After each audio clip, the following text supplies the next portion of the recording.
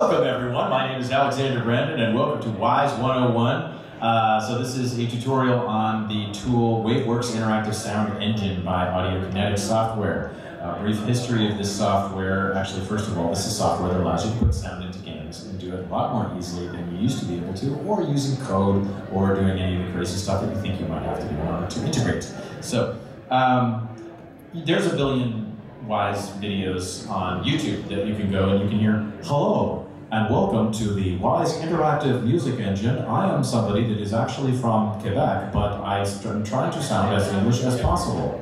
But I'm not going to be giving you, I'm going to be giving you some of that information, but not, obviously, I'm going to be giving you some things that are relative to, not straight from the company. Like, this is going to be in the trenches, stuff that you're going to potentially encounter as you use this middleware.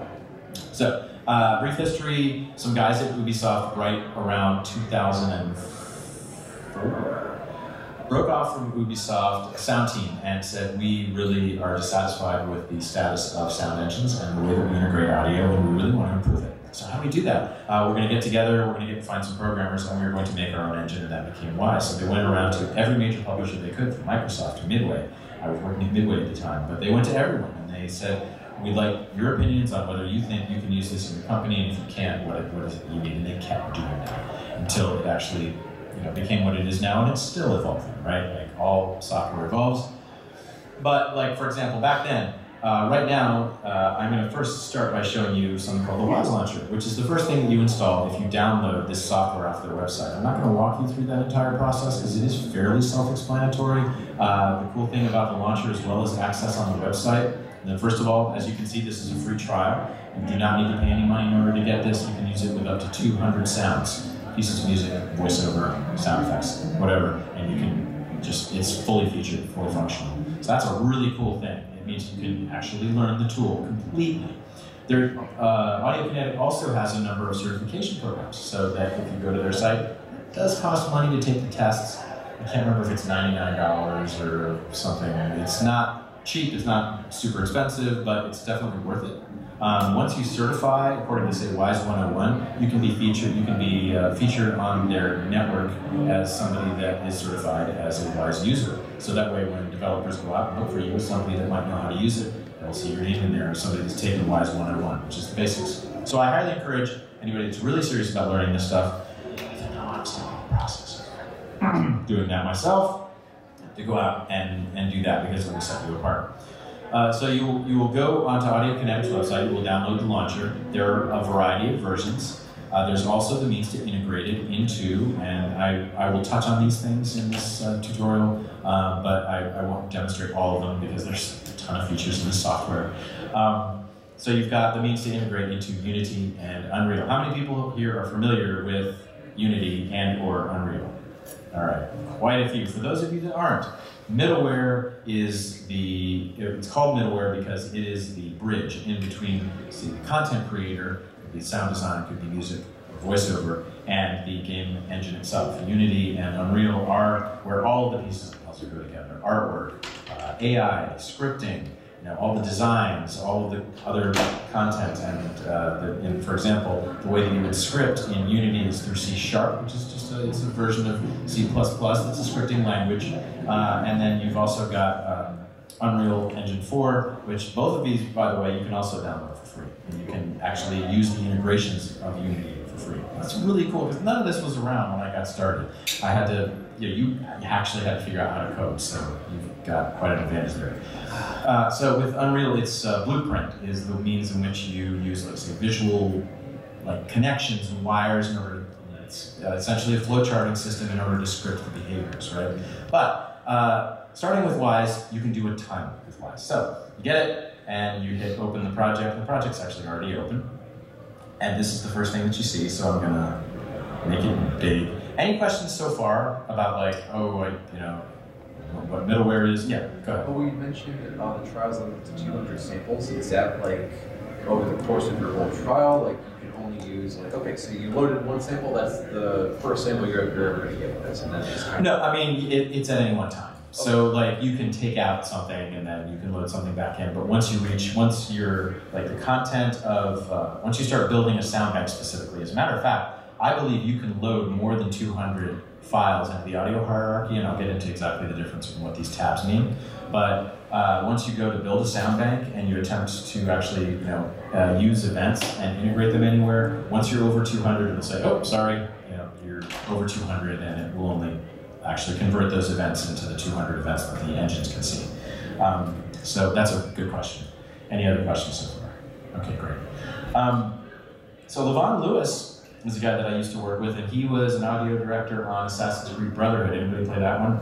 That was one of the much earlier Assassin's Creed games, but it was really good. And he was part of, I think, 3 different audio teams at Ubisoft that worked on the Assassin's Creed series. They supposedly took a recreation of ancient Rome, and they completely built it from the ground up, according to the way it would exist back then. And this stuff kind of blows my mind. But another thing that blows my mind about Ubisoft is that the people that they aren't using on current projects, or I don't know if they're still doing this, but back then they would move them into a separate building. They would hold up to, say, 600 people that would be in between projects, and they'd do skunk works, they'd sort of just, experiment with stuff. They wouldn't actively be on a project, but they'd still be drawing a salary from Ubisoft. That's how big Ubisoft was back then, and I think they're even bigger now. So that's the scale of this sort of stuff. And so Wwise is, as a matter of fact, used from teams as small as 1 to up into the AAA companies. Now, a little bit of inside info that you're not going to see on the websites. AAA companies do have the ability to go directly to Audiokinetic and say, yeah, we're working on, geez, not Destiny 2. What was the latest thing that, what is it, Bungie just announced? Is it Bungie? Jeez. Fireware? Anthem? Anthem! Yeah, is that a Bungie one? Bioware. Bioware, I'm sorry. Yeah, so Anthem, say something like Anthem, Bioware wants to go to Audiokinetic and say, guess what? This particular functionality is currently not in your software, but we'd like you to kind of help us out on something custom. Audiokinetic will probably be like, yeah, what do you need? Whereas if you're a one-person thing and you say, hey, I want hardware control surface functionality now, they'll be like, well, it's in our business pipeline, and we'll get to it, and we'll email you when it's all set. Just like Epic with Unreal, right? Like if a massive client goes and licenses the Unreal Engine and says, we've got millions of dollars, and we're paying you millions of dollars, and we want you to custom code something for us and work with us on that, sure, we'll do that. And that actually makes sense.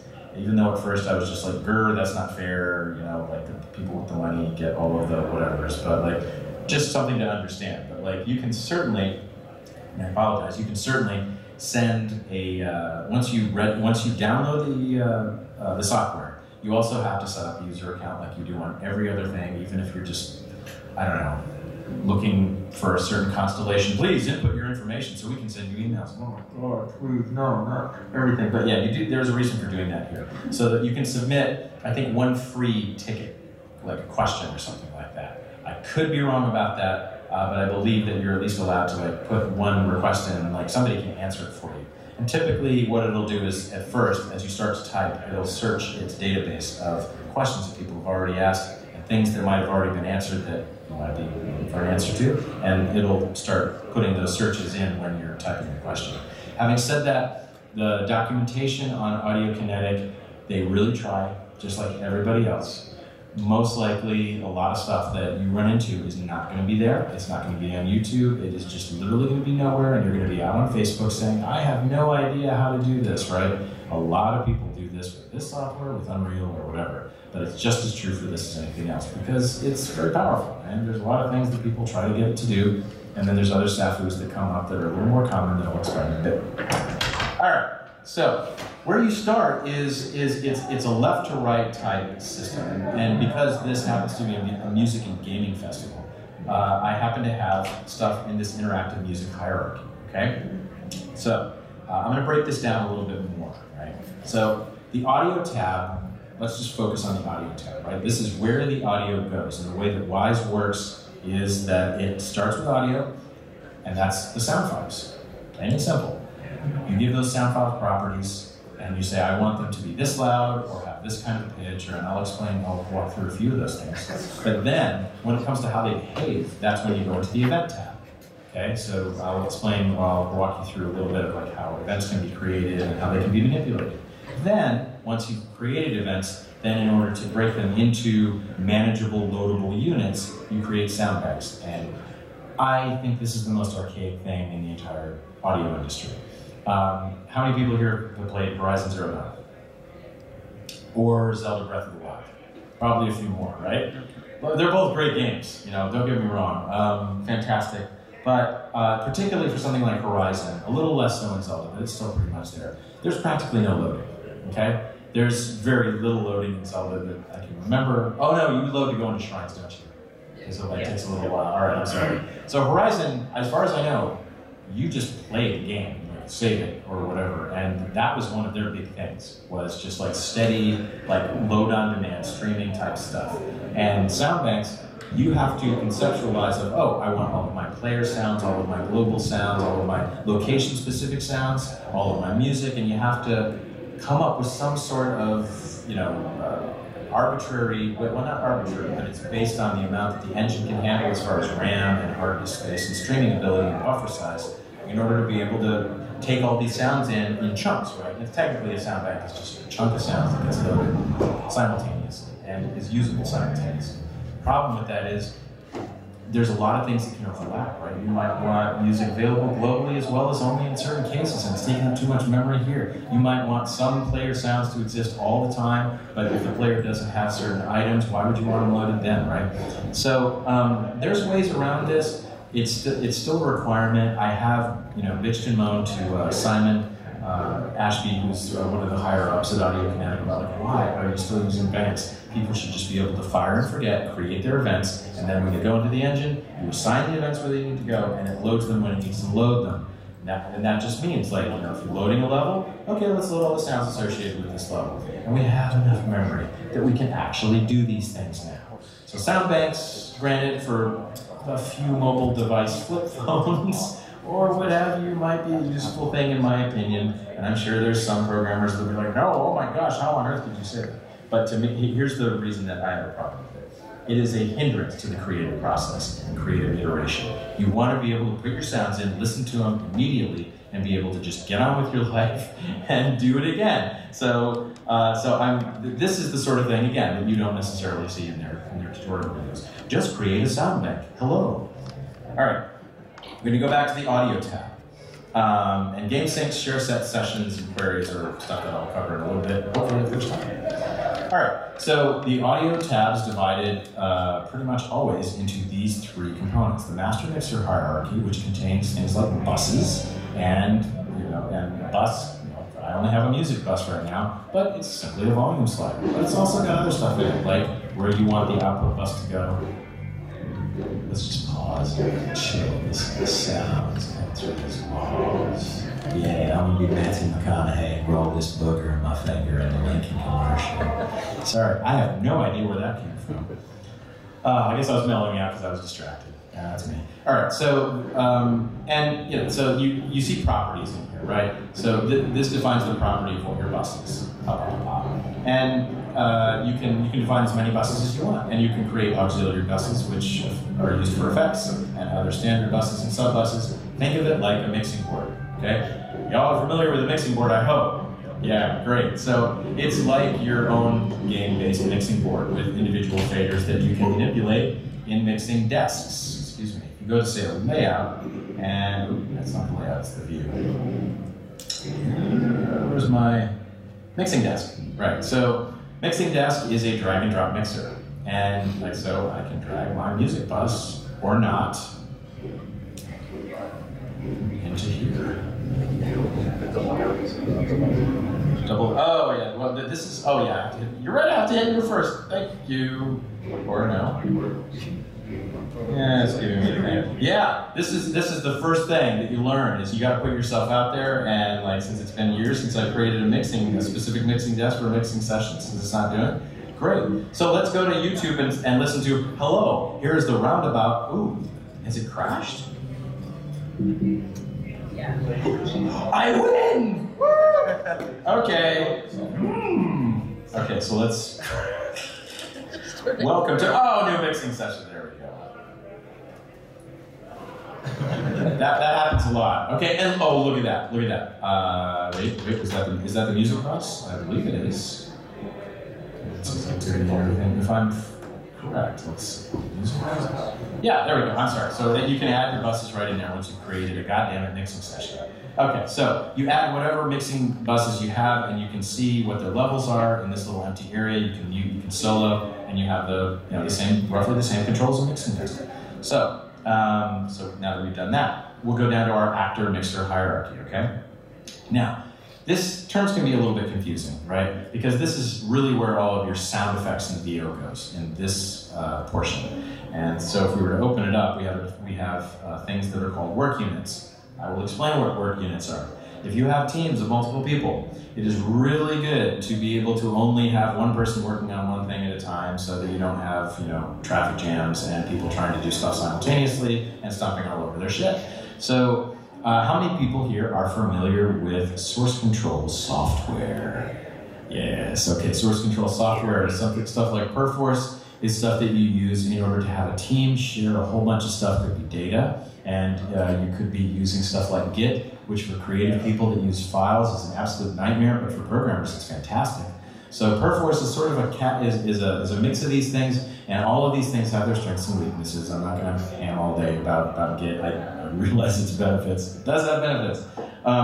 But there's different software that you load that has your project in it that's the whole game. Your Wwise project, which consists of its own directory structure, and then above that you've got like the game, which has the textures and the levels and all of the models for whatever the characters are, and all of that stuff stored in one, convenient, nice, easy location. And you'll have little, colored dots that display, hey, this is checked out by someone, and they're editing it, or it's checked in and you can edit it and you can manipulate it. So these work units are divvied up, again, according to not necessarily an arbitrary system, but whatever system you designate to say, okay, I want to split this up into global versus local versus ambient versus VO, or take your categories, put them into the work units, and make them as granular as is comfortable for you, so that if you're working on something for a long time and somebody else needs to use it, and there's like a sub work unit that they can use, you can just create one, right? And you can just move whatever the assets are into that. So that's a real big benefit there. And coolly enough, within Wwise, it behaves, you can go into your project settings and you can select your source control. When you select, say, Perforce, it says no source control, but typically Perforce, I guess, will show up if it's installed. So Perforce was installed here, you could use the drop down, and then all of those dots that show up in Perforce with pretty much the same colors show up right here in Wwise. So that's really cool, it's really convenient. It's a nice little integration. So we have our work unit. What we're gonna do is we're just gonna create, say, a container. But the simplest container is just sound, right? It's just, I'm not dragging a WAV file into this because all of the specific waves that I'm going to be demoing are going to be in the music section. But say if you have a sound effect, you can click and drag it from any place else and just put it over this work unit or a virtual folder, and it'll show up here. And it has the following properties. Oh God, no. There. No! I've ruined my life. Okay, let's forget about that and drag this back down. Okay, so here's some cool stuff that it's good to know about. It's not just a slider that you control the volume. If you happen to click on this cool little device here, you can randomize it every time it plays, and you can create an offset and a min offset and a max offset. And you can set it, say, minus 3 dB, plus 3 dB, so that every time, like, say, a bird chirps, it doesn't have to be the exact same sound. Please, if you're just getting into sound design for games, use these techniques, because the same volume every single time for a sound can get grating if it's repeated and it's in the same spot. Same thing for pitch, so just keep that in mind, that these little buttons are used in all of those aspects. So you've got low pass filter, you've got high pass filter, and these things are really, really cool and useful. One other thing I'm going to point out is that any of these pieces of data that you are looking at are manipulatable as something called RTPCs, also known as real-time parameter control. So without setting one up immediately, because it's slightly more advanced, not too much more, you should at least know what RTPCs are. So if you want to control the volume, like if you want to have master faders and sliders, like music, sound effects, voiceover, and you've got them in a master menu someplace, you would create RTPCs that would then go to the buses. Yes, it's red because there isn't actually a wave associated with it. That's a nice little feature. So you would go here and you would set up RTPCs within the buses, and then you would go to, like, say, the sound, and you would assign it to that correct bus. And you would be able to see that, like, you know, the RTPC itself shows up in, let's see, yes, the game syncs tab under game parameters, okay? So under default work unit, you can have a new game parameter, and that's, let's say, music volume. And that can then be assigned as an RTPC if you assign it to, well, yeah, you can, there's built-in parameters, but typically you just set your min and max ranges. You can set your interpolation style. That's just how it, you know, how it actually takes that data and processes it, you know, whether it's in steps or other certain techniques. And then once you have your RTPC, and if anybody that's actually an engineer here wants to correct me on stuff like interpolation, please, because I'm definitely not super, you know, when it comes to sound, I know about sine waves and logs and things like that. But anyway, speak up if there's an issue with stuff. So yeah, you have, once you set all that up, that means that you have an RTPC, which exists as a game parameter, which then, when you build your banks, it will show up in the game engine as a music volume. And then a programmer or even a designer can access it from within Unity using something called a Wwise picker or something, or an Unreal Engine 4. It will also show up within something like Blueprint. And boom, you've made it so that the entire game's music volume, as you've set it up in the bus, can be manipulated, and you haven't even used any programmers yet. This is, believe it or not, is actually a wonderful thing. Programmers want to tackle problems that haven't been solved yet. So that's something to really keep in mind. All right, so we're in here and we have our sound and we have our parameters. And so that's, again, it gets kind of complicated, but it becomes second nature. So from left to right, just like up in the Project Explorer, we have the property editor, right? So within the property editor, you have your general settings, and I told you about the randomization and stuff, and you can assign the proper bus. You can set the volume individually to that bus. You can also set up effects, right? So effects can be done from here, or you can set up an effect in an auxiliary bus, and then hit something here that says, like, user-defined auxiliary sends, that it actually uses them. If you hit that checkbox, that means when you assign that bus to a region in your game, that whole region will be full of that reverb. And all you have to do is just assign the reverb within whatever your bus is, and you're good to go. It's pretty freaking cool. There's also reverbs like MAGDSP, I believe, has a reverb in here. I think there's an isotope verb, and I believe there's also an Altiverb. How many people are familiar with Altiverb? Okay, Altiverb is an impulse response type reverb, and it allows like a much more, it's almost like recording a reverb using like a pin hitting like or doing a balloon pop inside of space and recording the transient of that, recording the data of that transient within, say, this room or within an auditorium, and then you capture that data, you can apply it to other sounds, and they sound like they're in that space, so it's pretty sweet. That's within Wwise. It's also something that you can use in a DAW, so it's not necessarily one-to-one in terms of, you know, the functionality, but at the very least you can get like a mini Altiverb within your game, and that's definitely a lot better than some of the stock reverb plugins. It does cost extra as well, so you have to convince your team that Altiverb is a worthwhile thing, and typically that's only on mid to large size projects. All right, so let's get into the fun stuff, and that is the interactive music hierarchy. This is something that I was talking about in my previous panel, where the structure of this stuff is, believe it or not, just as granular or as detailed as you want it to be. Now, it does have its specific terms, and I'll explain what those are. So you got your work unit, and I'm using an example from a recent game, relatively recent, called Avon Colony, and I think it came out a year ago, actually. Strategy game. And there's a base track, a city track, a colonial track, and a glory of civilization track. Something dev wants, whatever. I think I was using that as like just an example of trying to drag something in. So we're going to go down the line here. Actually, I'm sorry. I'm going to back up real quick. Aside from the specific sound, I will just list the different types of things you can add, right? And I'm going to go down and just briefly explain what they are. An actor mixer is like a mini bus that you assign on a group of sounds within the hierarchy and not necessarily in the bus structure, because that can get kind of crazy if you want really unique types of volumes and effects and whatever. It's just sort of like a catch-all property editor, right? So if you're like, I don't want to have to edit properties for every one of my sounds, I just want one set of properties for all this group of sounds. Use an actor mixer. It will save your life. It will save you a lot of repeat work. Switch container. So a switch is just a data type that basically means if we're going to go from one to the other, like footsteps on carpet to footsteps on concrete, we'll use a switch container. We set up switches in, I believe, yes, again, the game, yes, here we are. We have states, but switches are above it, right? So you set up your footstep, switch group. I've done this like a billion times. Of course, that means I'm gonna mess up. Footsteps of concrete, concavite. We have concavite footsteps, ladies and gentlemen. All right, so we've got metal, et cetera, et cetera. That means when you create a switch container in here, I wonder if it'll let me do this without actually having assets. Container in here, yeah.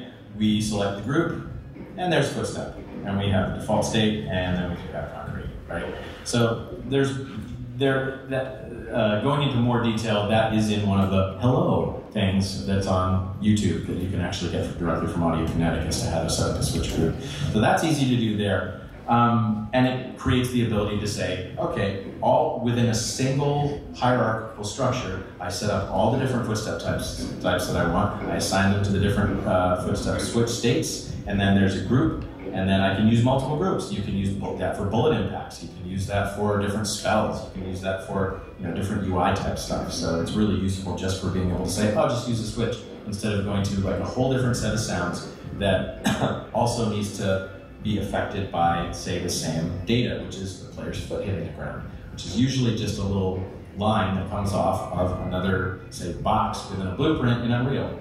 I'm sorry if I'm losing people because I'm moving 1,000,000 miles an hour. All right, I'm gonna stop real quick. And any questions on any of this so far? Everybody getting this so far? Like in Ghostbusters, we got a question. I don't know if this is something we'll cover later, but one thing about Wwise that I've just never been able to wrap my head around is how does it interact with things outside of itself? Like, how does anything you do here have any direct impact on the game outside of Wwise? I'm glad you asked. Okay, so while I don't have the Unreal Engine on here right now or the Unity engine right now, the integrations with those two things. Have you downloaded either of those engines? Okay. Unity, actually, yeah. You've downloaded Unity. Okay, so the Unity integration should not require a programmer. It is actually possible to download the Unreal integration, and within the Wwise launcher, where am I? Within the Wwise launcher, yeah, you got plugins. Okay, so yeah, Unity and Unreal Engine, right? So like when it detects Unreal project, it goes and, as you can see, it can search your system for where your Unreal and your Unity projects are. And then it can actually magically, and I swear to God, I've been wishing for this for like 25 years or whatever it is. And it's like a year or two old at this point, but God, it took long enough. We'll search the projects out, and within the launcher, it can connect them. So that's step one with how you connect middleware to game engine. So that you can actually get in the game engine and actually start assigning stuff. Step two is, like say if it's Unreal, you essentially have a folder that you have to navigate to where your events are, and a folder that you have to navigate to where your sound banks have been generated. And you need to generate the sound banks. Yeah. It's great that you asked this, because like, this is the sort of thing that you do need to hear that you don't see on YouTube. Like when you go into Unreal, there's a different system for generating sound banks and getting the events that you need than there is in Unity. Why? It's because the engines operate differently, they have different code bases, they have different runtime architectures, there's all kinds of different things that somebody will tell you. But as a creative, you have every right to say, yeah, you didn't answer my fucking question. Seriously, it's just like, well, there's technical this and technical that. Yes, but as a creative, you're supposed to get rid of the barrier so I can do what I need to do as fast as humanly possible, right? So that I'm not wasting money for the producers and the heads of the game company so that I can get you what you want. Yeah, that's what you want to do. So ask those questions, do it politely if it's like a first-time client, you don't know them that well. So in Unreal, you go in, you navigate to these structures and you build the banks from within from within Unreal, and then once you get to the event folder, because it will reflect, like, are you familiar with Content Browser in Unreal? Okay, so Content Browser is literally just the folders of where your projects are, except it's within the Unreal Engine. You're not navigating it in Windows Explorer. So you're in Unreal, and you're navigating around, and then you build your banks, and you can right-click on a bank because you'll find it within your Wwise project, because you'll know where it is in Explorer. You just find it the same way in Unreal. Right-click, generate the bank. You can go to the event folder, because you'll know where that is. It's in the same structure, like I said. You navigate to your event folder, and when you click on the events within Unreal, they will play the sounds. And you can drag those events into blueprints, connect them to other stuff, and hear stuff in the game. There are tutorials on how to do stuff like this that's on YouTube, but that's the basics of how that works. In Unity, once the integration is done, and like I said, I'm not positive if it's automatic. I've definitely done it with Unreal, so I know that it works that way. In Unity, the projects that I've done it on, usually a coder, I think, says, okay, it's ready. And then, so maybe that happens behind the scenes, or maybe they use the launcher themselves, and there's some extra DLLs, or I don't know. But once all that's done, you can go into Unity, and you can select something called the Wwise Picker. And you see all the events in there, because it goes out and seeks automatically the events, or the stuff that the sound banks that you've generated. Excuse me, I haven't gotten to that step. But you generate your sound banks here, which makes the events visible to the game engine, okay? And when you're in the Wwise Picker in Unity, and you go and you click on the sounds, you don't hear them. Yes! Oh my God! And then you curse and you hit your desk, and you're just like, why? But you gotta put up with this stuff, and there's an in-between, okay? You said outside of Wwise. Does that mean you're familiar with Soundcaster? No. All right, okay, we'll get to Soundcaster in a little bit. All right, so just like here, I'm sorry, I explained the switch container. Let's go down. Yes, random container. All these things are so cool. You've got 10 weapon sounds. You don't want one weapon sound. You want to vary them up a little bit, so you create a whole bunch of footstep sounds, a whole bunch of weapon sounds, whatever. Random container lets you randomize it, and yes, there is a shuffle function so that you don't hear the exact same random pattern over and over again. So like on your iTunes playlist, you're like, why do I hear the same songs over and over again in the same order, even though it says shuffle, because Apple does whatever Apple does. It doesn't happen that way in Wwise. It actually works pretty well. So that's a simple random container. Sequence container is something that has an order to it. Order! And essentially, you can, go ahead. About the random function, can you set certain percentages if you want one sound to happen more than? I believe you can. I haven't done that in a while, but let's check it out.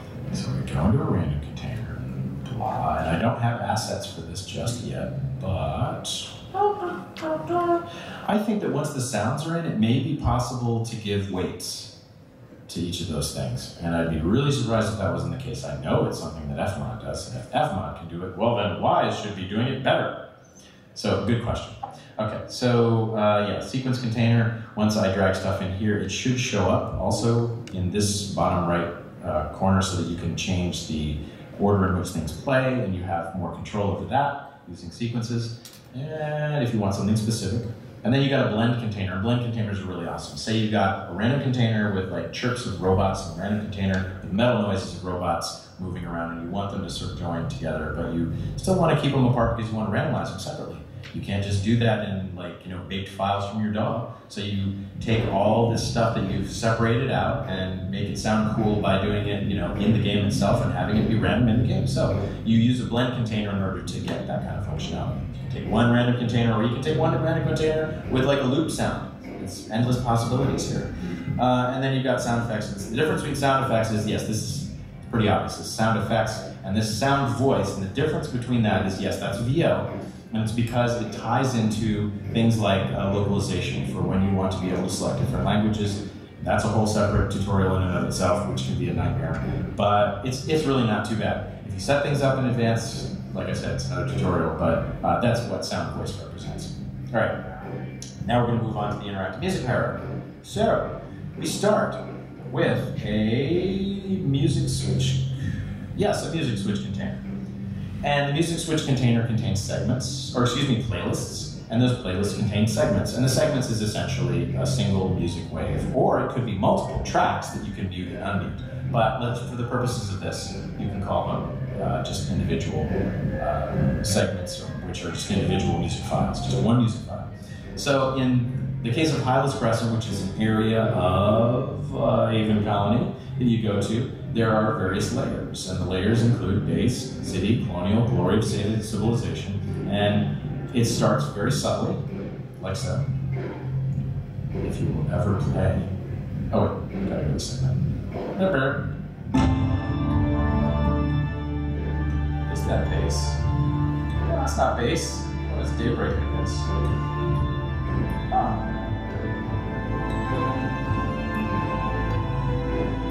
And then it should get more powerful with the next segment, the city. No, that sounds actually... Oh no, it's got the percussion in it. There we go. And it started over. There we go. So just a little more pep. It develops a bit. We got another midday here. Let's just try this one.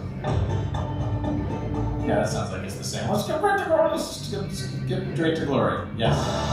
Yes. Okay, now you've achieved the glory of civilization. You have massive spires and high-rises, and you've achieved that level in the game. So, yeah, it literally, in my DAW, this was just everything you heard before, but stacked with more orchestral stuff and, mixed with limiters so that I don't blow everything out. And I use,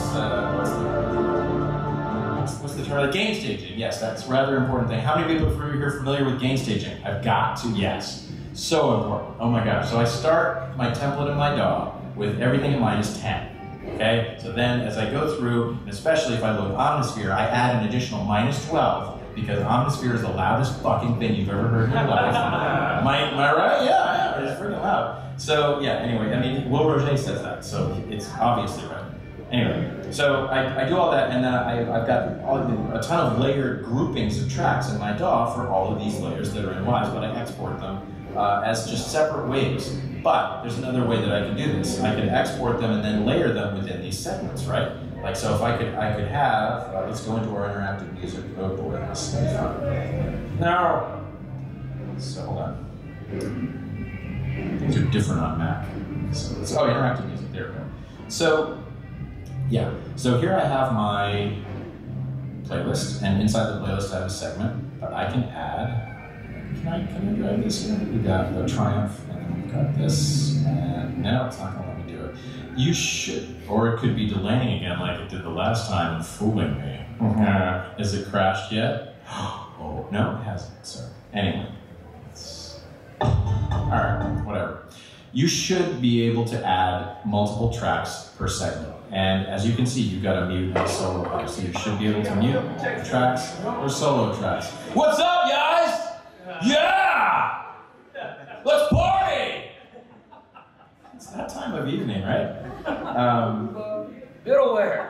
Yes, middleware. We're here to learn about interactive stuff. Okay, so yes, this is, obviously these structures are only the components. You could create, I'm sorry. Let me go into the into some of the details since we're in the interactive music screen, and I apologize. It is a different mode that you have to go into in order to edit this stuff. And as you can see, I can forget it just as easily as anybody. When you're in the designer mode, that's when you're editing things like sounds with their properties. For some reason, you need to go into here in order to actually get into the music aspect. Okay, so don't forget to hit that aspect of the screen. All right. So, for some reason this is repeated like a ton of times, but forgetting about that for now, I'm going to go into the specifics of how you can, you define everything in your switch, right? And the switch includes things like tempo and time signature, and you've got a grid where you can have like a frequency of certain things and you can place markers just like you can in your DAW, which is pretty darn cool, right? Yeah. And the way that this works is it also acts like it's a music switch container, but it uses music states. So I will show you where I have my states in the Game Syncs tab. Excuse me, as we go left to right. And we've got base, city, colonial progress, glory of civilization, and hazard. I haven't named them exactly the same as the files, which is really, really stupid, and that's bad, and don't ever do it. So, bad Alex. Yeah, it's best to keep things contiguous. I mean, that's a lesson. Am I doing something wrong is a lesson how you can do things right. Make sure your states really accurately reflect the naming convention of whatever you might have with your segments and your playlists, okay? Just so that you can keep things copacetic. All right. So, when you add your path here in this aspect of the property editor, it will give you the states, and then when you click on each one of these, you can drag in the appropriate segment so that it actually plays the appropriate thing when you hit the state. And in order to test the state, we are going to use Soundcaster. The Soundcaster is pretty neat, and we have our states right here, and I've actually got it already set up, which is fantastic. So let's start with the bass, and then play the switch container, and it's going to delay. Is Soundcaster part of Wwise Launcher? Soundcaster is part of this Wwise Designer, this whole tool. Okay. Yeah, and I apologize. It's Shift S, or you can wait, and have this thing flip on you. Oh, and by the way, here's another little tidbit. How much time we got? Okay, we're still doing pretty well. Something else that people don't quite tell you is that Wwise within Macs is the same as Wwise PC, but with a wrapper. A wrapper being like, I think it's like Visual Source Safe or Visual C or something that literally just, it's like an emulator. So it's not coded from the ground up to be a Mac piece of software, and that doesn't mean that it breaks and is absolutely terrible all the time, but you will encounter things on Mac that typically don't happen on PC, like probably what we had earlier on. Why isn't this thing actually playing? Like, here's a good example. Hold on one sec. Let's get out of Soundcaster briefly. Let's go into here, and then, oh, we got states here. So we go to the, we got the transport control, which means I should be, I know why. I need to create an event. Did I create one already? Nope, let's do it. Sorry, so that's the next step. This is how we set up our audio. Now we've gone through step 1. Step 2 is creating an event. We go to new event, and as you can see, look at all these friggin' options. You can stop, pause, break. Break is cool because if you've got a bunch of things that needs to finish, you play the transient of a shot, and you need to play the tail of that shot. When you hit break, it finishes the last sound that was played. Very, very important to remember so that you don't have like looped automatic rifle sounds that just cut off. Chris Melroth at Microsoft taught me that one, and that's gold. So, you've got seek, which is useful, and you can randomize it. Say if you want to start a piece of music at a random spot, and you don't want it to start the same if they go back to the same place and you want the music to start over, but not at the beginning again every single time. You start it with a random seek command. That's pretty cool too. And you got voice volume. Basically, a ton of data that you've seen in the properties and the mix bus architecture is manipulatable using the event structure. So let's just start with play. You then go into the event tab. You've started your journey from left to right. And you go into your work unit and you've got this event. And then when you hit spacebar, please work. Well, let's dive in a little bit.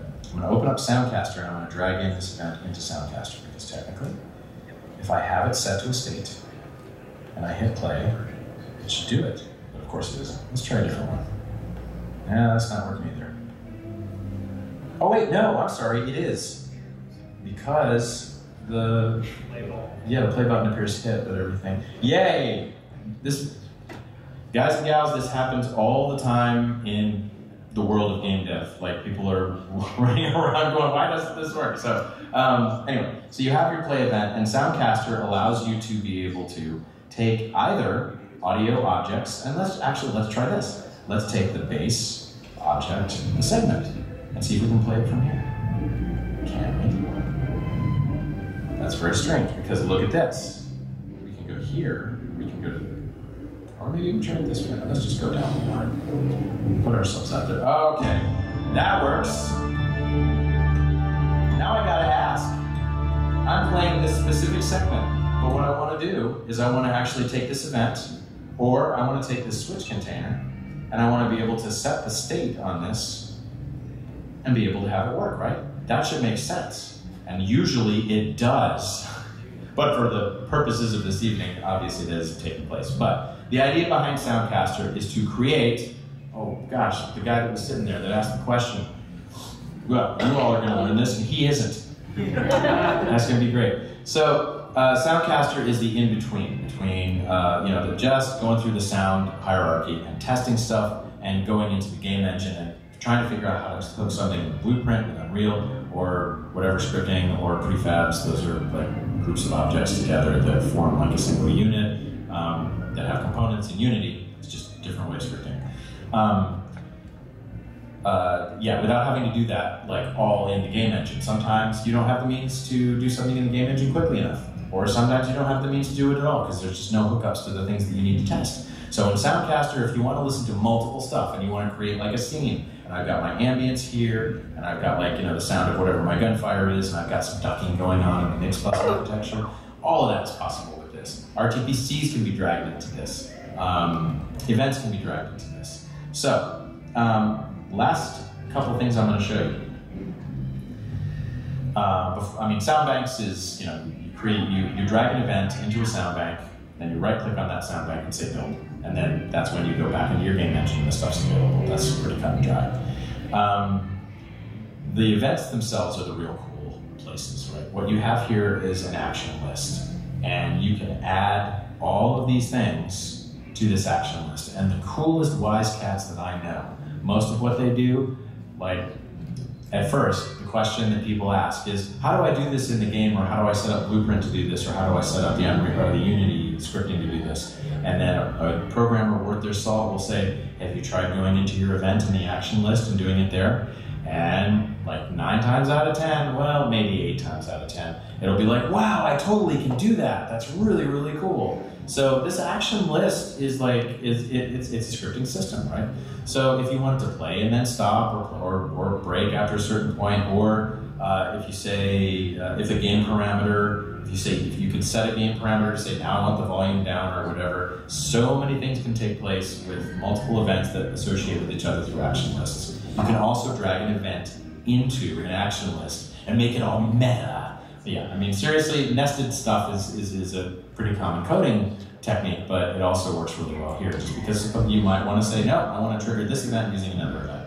It's totally cool. Okay, real quick. Within share sets, there's a couple of important things.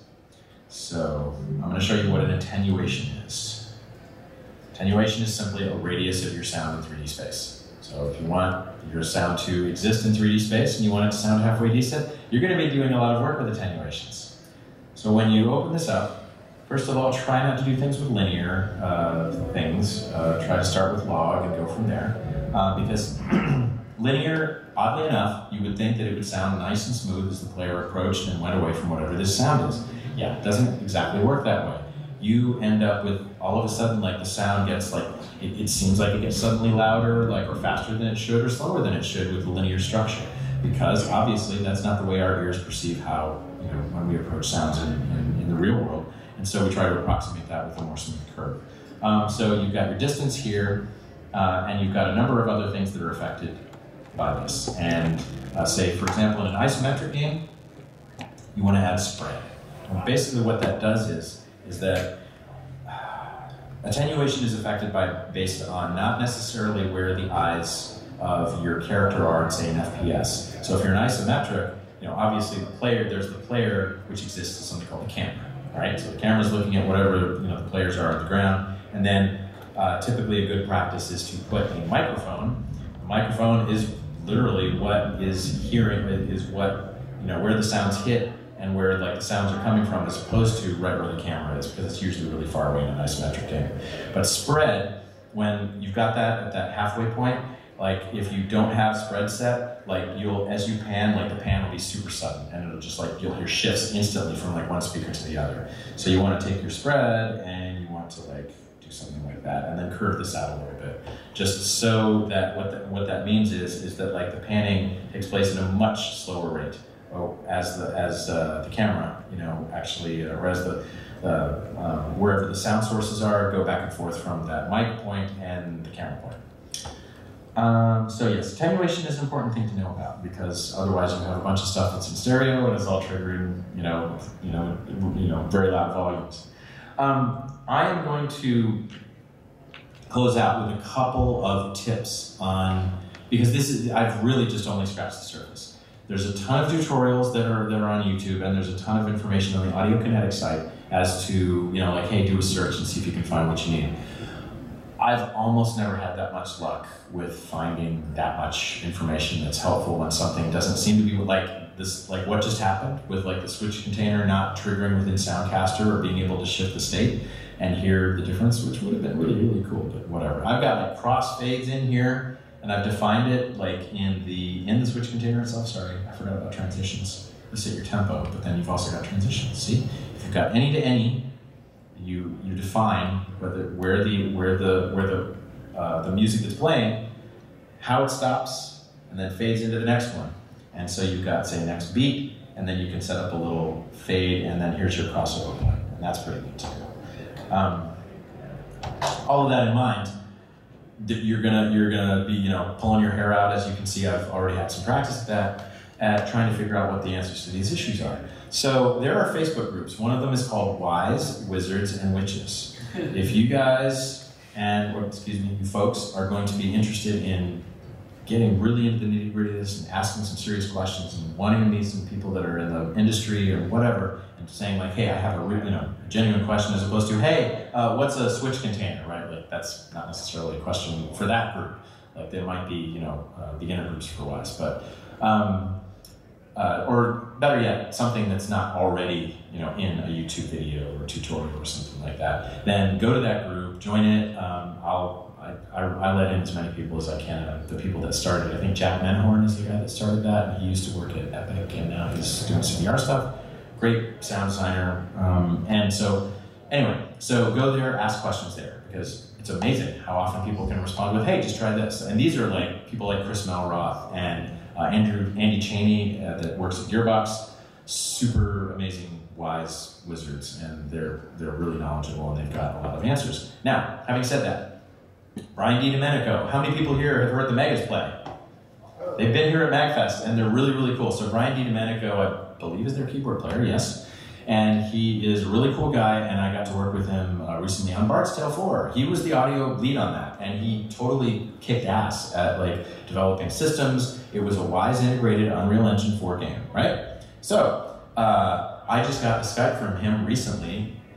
You know what? There's nothing super personal on this Skype. I'll just show you guys. Can I get to it from here? Let's see. There we go. And this is important. How does your script read go? Okay, so getting event ID not found numbers, not found errors makes me not want to work in this industry anymore. Seriously, like that, and you know what? It might seem that like that's the deal, like with like what happens when people like just come across any old problem, but no, that is, I get in that state. A lot of people that are in this business get in that state where like, now, final thing. Let's go into, I'm sorry. When you're in the game, there is something called a profiler mode, which actually connects to the game engine and sees what is playing. Yep, game object, no, that's not the game object. Oh, I'm sorry. It's profile, yes, there we go. So when this thing is connected to an actively running game, it shows you the events that are playing. It shows you all this info in memory. It shows you the CPU usage. It's great data, right? It's like a debugger. Not necessarily, yes, exactly. Not necessarily, because you get a bunch of really bizarre errors that make no sense. Event ID not found, right? Now there is something called Wise IDs DLO. It's not DLO.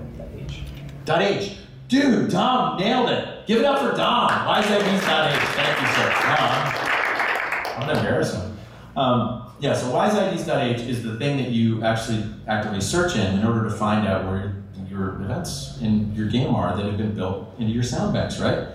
And usually there'll be an ID that's listed here, but you have to go back to that .h file and it will tell you the event name. Why not just have the event name show up that it can't find? Well, it's because obviously if the ID is not found, it can't find a name to associate in the first place. So an ID is being called, but not a name. I'm sure there's a better way that we can make this work. As I hold up a gleaming knife. No, God bless the Audiokinetic people. They've made all our lives incredibly so much easier than it would be. It seems like this is a lot of pain and not make me want to work in this industry, but the functionality really is super beneficial. But I am passing this on in terms of event ID not found, that will be the #1 thing that you see happening, because it happens to everyone, and it happens pretty often. And you're going to go, okay, I'm going to go to my .h file, I'm going to look up what this is, and then I'm going to find out why the sound bank isn't loading. And that's when you need to communicate with your coder. Because typically the loading system of the audio is handled behind the scenes with the loading structure of the overall game. So there's things that are called streams that load things in certain orders, there's things that get loaded in memory at certain times, and sometimes all these things break, but you don't have like visibility in a nice GUI with what's going on, which actually you should. Maybe there is an Unreal or Unity and I just haven't seen it or anything, but anyway. So, any other further questions? I think we got, what, like 2 minutes left, right? Or does this go until 11:30? It can go as long as you want. As long as I want. Awesome. Well, let's go all day. Oh God.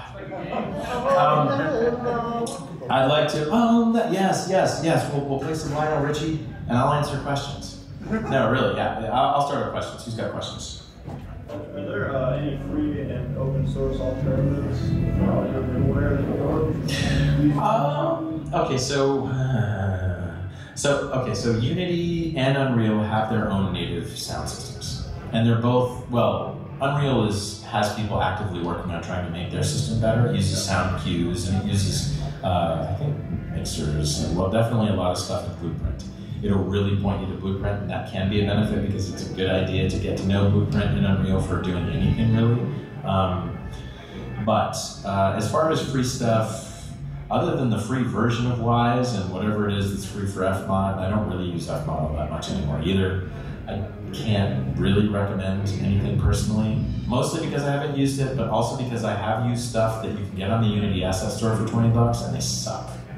I'm sorry. I know people have put a certain amount of work into whatever these tools are, but I mean, I've used at least one of these. I won't, name names, but it caused more trouble than it was worth. Like it was really big. So, yeah. Who's next? Go. How easy is it with, I guess very easy with audio stems?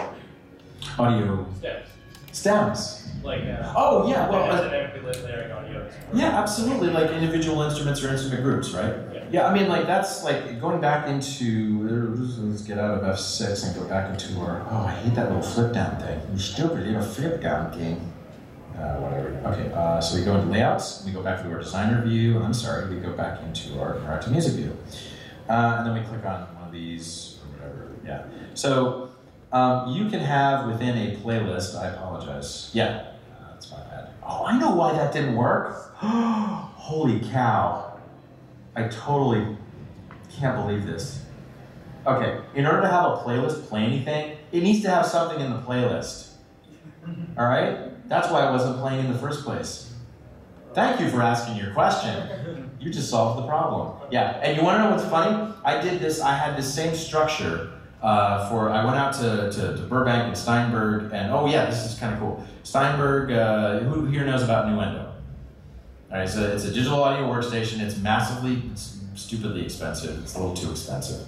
But I've been lucky since I got in like a long time ago, and I've been upgrading, so I don't have to pay an arm and a leg every time I need to upgrade it, and I really like it. And the people at Steinberg actually hooked up with the people at Audiokinetic and made Game Audio Connect and Game Audio Connect 2, which is really cool because it is direct connection between these two systems. And I wish I could show all of that off, but there's videos on that as well, and I can cover that in the future thing. So I was showing that off using this very project.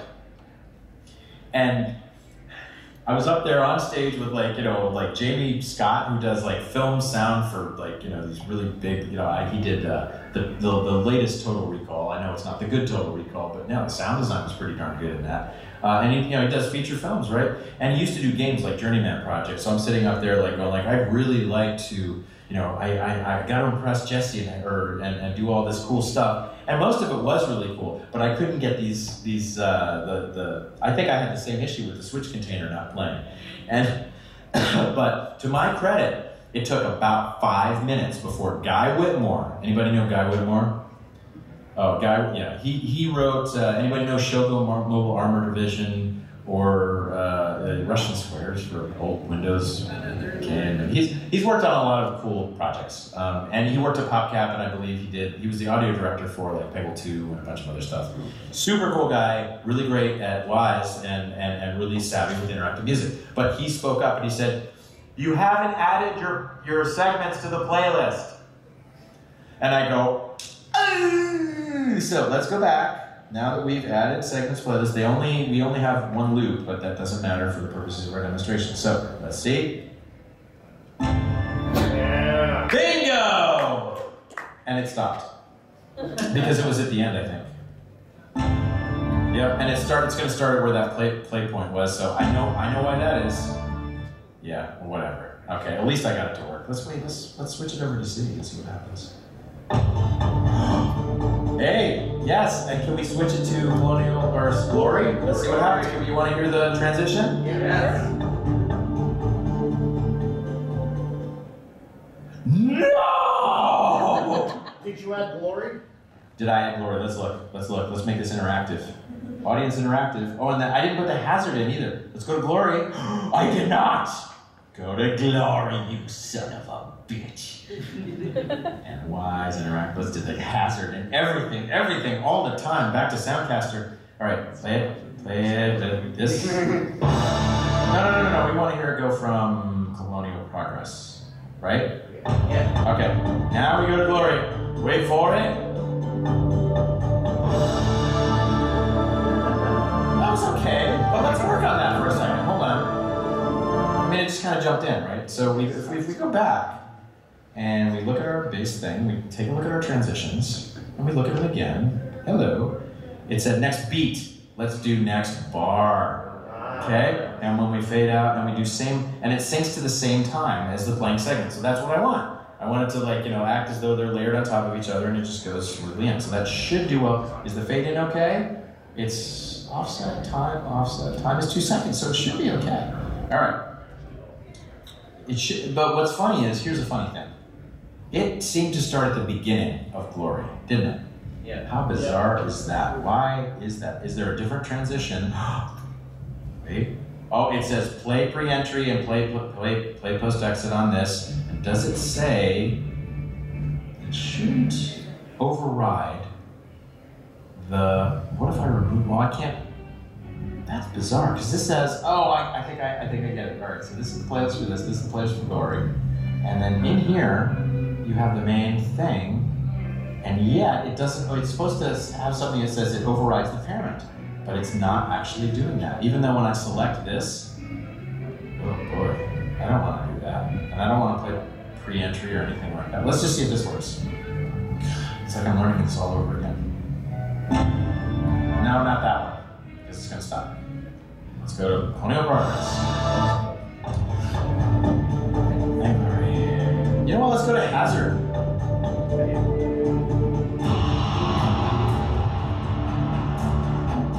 I'll take it.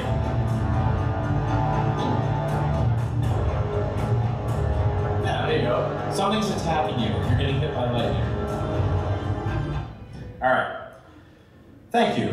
So you had a question, right? And you said, oh, and I think I did answer it. Yeah, you can set things up just as you would, like you can set them up in individual segments, and you can layer them in the individual segments. You can set them up in play. Well, no, the playlist is going to play them in order, so it's either segments. But believe it or not, you can go to a track and you can have multiple sub-tracks to that single track. So it's like all nested and stuff. So and those will be like fairly easily exposed to the engine. Yes. But when I say exposed to the engine, what I mean is like once you set them up, you need to make sure you have the event structure set up right or the state set up right, and obviously, as you can tell, it takes some back and forth. Yeah. Okay. What you got? 3 questions about the audio. About what decibel would you cap how loud you want your sounds to be, so that you can do any gain automation or version 2? All right. Really good question. This goes outside the scope of Wwise, but it does have to do with overall game audio. So there are standard LUFS loudness normalization standards, and I think the standard for Sony, which was set up by Gary Taylor, is -23. Okay? Now that's overall across the course of your entire game, right? Like all of the sounds together should lufs out at, like when you have a lufs meter on, at about -23. Okay? It sounds really soft, right? That's mainly so because like what we're used to as musicians is like 0 or -2 or whatever it is, and you know, all of the stuff that you would do with your signal chain limiters and all that stuff, and compressors. So yeah, when you export your stuff, set up your, you know, whether it's dB RMS like normalization, or when you're whatever it is when you're exporting and you're monitoring. Yeah, make sure you keep that number in mind if you're working on a game that's going to be reviewed by Sony, because part of their QA, your QA team will kick it back if it's like even -22. And second question. Yeah. So you have, in this case, you have songs that are the same BPM. That's correct. If you had songs that had different BPMs, is there a way to automate switching the BPM transition in Wwise? If you have different BPMs, there's a couple of techniques you can use. You can say do a subdivide, right? Like, or you can cut a BPM in half, or you can double the BPM. So that means if you have like a slow exploration track that's 90, and your action track would be 180 or something like that. In terms of like completely different BPMs that don't necessarily work all that well, the transition structure is what you're going to be using, and you can potentially also use transitional segments. So you can have a segment that actually you export that starts in the tempo that your previous segment is and ends in the tempo that it's going to go into, and you set that up in the transitions tab. Third question, kind of along the lines of that. In your transition, you can transition. Well, no. Sorry. So answer my question. Oh, okay, great. Yay. Anybody else? We want to go to dwelling and duels, don't we? Yeah. GOD. I hear you on that one. No, we got another question. Go for it. Yes. So I'm not sequitur. How was the script read? He thought, you know, I told him about One Man Return of the Jedi, and he thought like I had like paper that I would be flipping over and just like, which I kind of did at times. I had my backup, whatever it was, but it was One Man Return of the Jedi. It went great. It was fun. Yeah.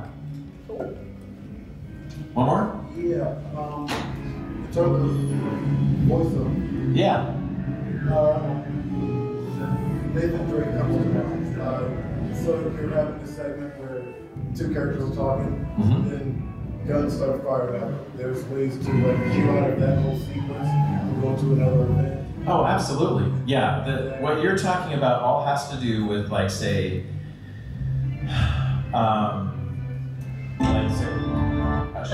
when you have I'm getting so excited.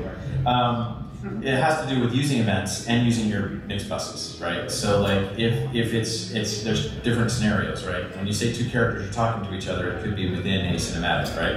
And that could very well be all baked into a single file, or it could be individual files being queued within a separate system, in which like it may be you may have like all the ambience is ducked at that point, and you go into a cinematic mode, right? And so if a gun goes off, maybe the game needs to trigger, the game gets out of the cinematic mode, and it goes back into a different mode. That can be controllable through any number of means, RTPCs, events, you know, like I said, mix controls as well, and ducking. There's even the ability to sidechain in Wwise. I will be honest, I am for both of the projects, System Shock 3 and Wasteland 3 that I'm working on right now, sidechaining is going to be an active component, and I haven't been able to use it yet. I've done like ducking only. And ducking is traditionally what one does. Like, you know, you have a sound and another sound just like lowers the volume, but we're finding that it's better to either, you know, sidechain something so that it will only duck at the certain moments when you'll get like something reaching a certain volume or a certain frequency. So Aaron Brown, who's another audio designer that works in Austin, really preaches for people to sidechain or use frequency dynamic compression and dynamic limiting or whatever controls from one track to another track or one event to another event to avoid just it being the entire frequency spectrum or entire frequency range for volume lowering down for just, so he's like, friends don't let friends just auto duck is his the title of one of his talks. So it's a good one. All right, man. You've all been so long suffering. Oh, thanks for coming out. Thanks to Kevin Lynn for having me here at MAGFest in general.